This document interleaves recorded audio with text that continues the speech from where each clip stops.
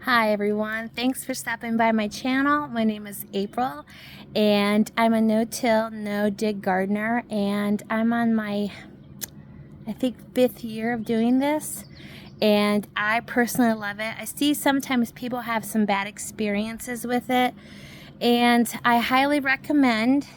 This is my personal experience, and gardening is very much a classroom.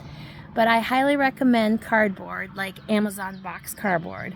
I actually went to my local grocery store and got their boxes that had the flowers and plants in it because they're not as taped up. And I know that people get upset about different, should you use tape and what about the ink? And honestly, the worms are going to decimate it very quickly. And I think it's okay. You just sometimes have to work with what you have, bloom where you're planted.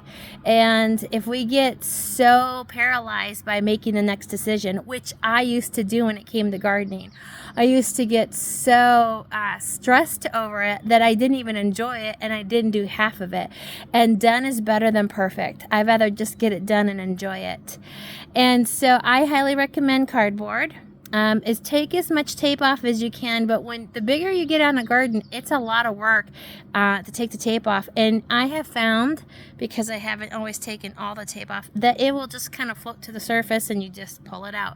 But on top of the cardboard is I put 6 inches of compost on, not topsoil because they have seeds in them. Compost. And I would really highly recommend you finding someone that has reliable composting resources. If you make your own, great. And then what I do is we mapped out 30-inch beds with either a 14 or a 16-18 pathway. And then on top of all of that compost, the pathways were wood chipped. And that's worked really well for us. Do I get weeds? Yeah. But I do not spend my time weeding my garden. I spend time sowing and reaping in it. And that's what I want to do. And so I really enjoy it. And I'm going to just give you a little look of my garden here. Now this is spring. We're just getting some things going. There's a lot to be done, but I hope that more people can find a way to make this available to themselves and do this, because it's such a pleasurable way of gardening.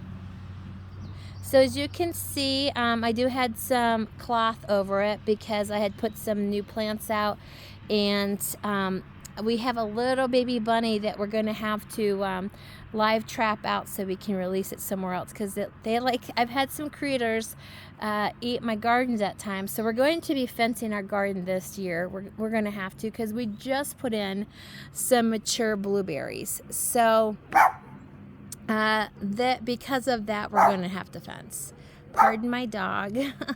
He's barking. But I hope you take the opportunity to try. If you have questions, I hope if I can try to see them, I will answer them as much as possible. This is my experience. It's been really good for me, and I have found that the more that deeper compost really makes the difference, at least where I'm at, if there's bindweed in your garden and stuff, and then just keep going after it. But for me, it's just been a really great way of gardening for me. I've so enjoyed it.